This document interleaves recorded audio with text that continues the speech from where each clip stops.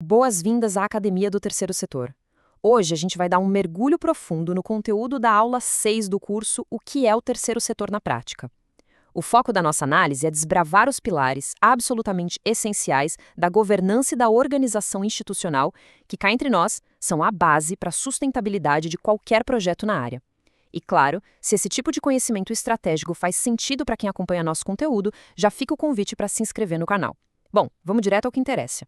Para começar, a gente precisa encarar uma pergunta de frente. Afinal, a boa intenção é suficiente para sustentar um projeto social? Existe, sabe, aquela visão super romantizada na sociedade de que a paixão por uma causa e aquele desejo ardente de ajudar vão magicamente manter as portas da instituição abertas. Mas a realidade dura do terceiro setor mostra algo bem diferente. O amor pela causa dá o pontapé inicial, com certeza, mas definitivamente não é isso que impede um projeto de desmoronar. E para destrinchar isso, a nossa jornada de hoje vai passar por 6 pontos bem diretos. 1.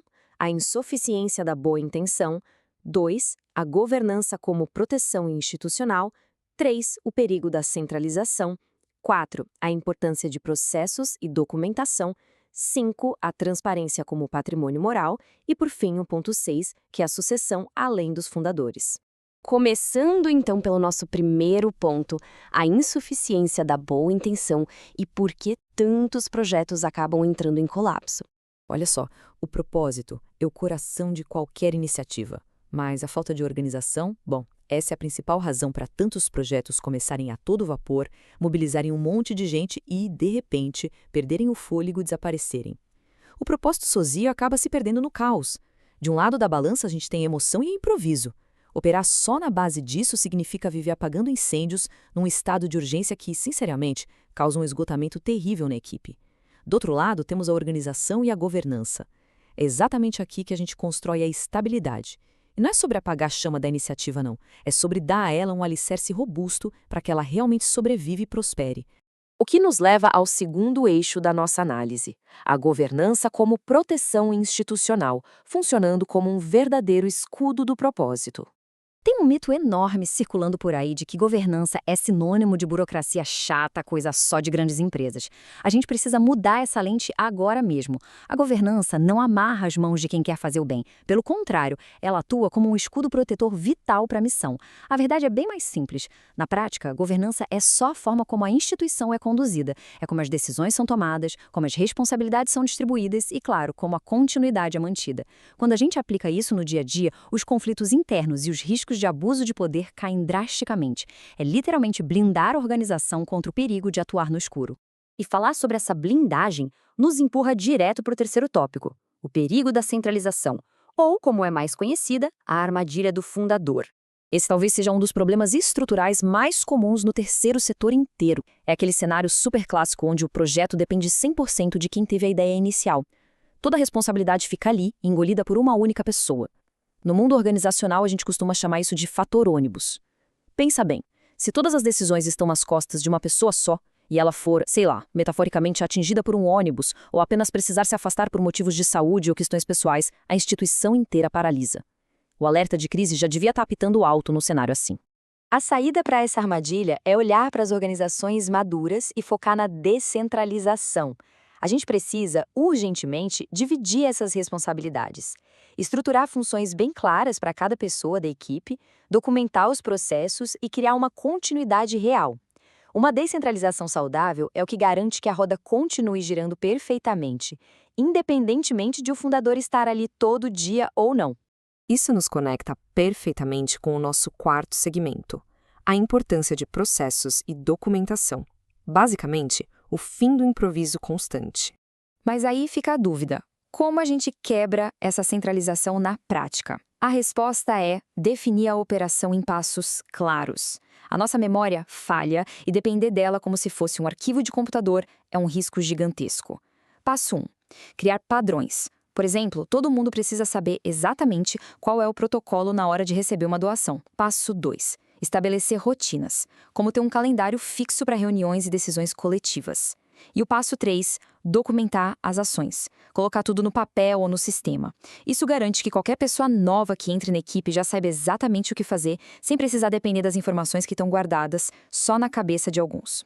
O fato incontestável é que processos bem documentados evitam aquela rotina enlouquecedora de apagar incêndios todo santo dia. Toda aquela energia gasta resolvendo a mesma crise operacional semana após semana é energia jogada fora que deveria estar sendo usada para transformar vidas. Planejar e documentar não só salva os recursos da instituição, como também preserva a saúde mental e emocional de todo mundo que está ali se dedicando. Seguindo em frente na nossa trilha estrutural, chegamos ao quinto tema, a transparência como patrimônio moral, que é a base absoluta da confiança. Olha, a gente precisa ter muita clareza de que uma falência moral destrói uma ONG tanto quanto, ou até mais, que uma falência financeira. Tem uma frase que resume perfeitamente isso. A confiança é o patrimônio moral do terceiro setor. E é exatamente isso. Sem confiança, os doadores somem, os voluntários perdem a vontade de ajudar e a comunidade simplesmente fecha as portas. A transparência é esse pilar ético absoluto que pega a simples intenção de fazer o bem e transforma numa autoridade moral de peso. Por outro lado, existem aqueles comportamentos tóxicos que cobram um preço caríssimo. Coisas como esconder informações financeiras, misturar o dinheiro da instituição com a conta bancária pessoal, ou até a ausência total de recibos e registros de gastos. Essas atitudes corroem a instituição de dentro para fora e destroem qualquer pingo de credibilidade. Onde existe espaço para o mistério, a comunidade se afasta na hora e o crescimento congela. Não tem jeito. O que nos traz, finalmente, ao nosso sexto e último bloco. A sucessão além dos fundadores. É aqui que a gente passa a pensar no longo prazo. O auge de uma governança madura é quando a gente reconhece que a missão é e sempre será muito maior do que as pessoas que deram início a ela. Instituições realmente sólidas olham para o futuro. Elas estruturam ativamente um planejamento de sucessão, preparando desde já a próxima geração de líderes.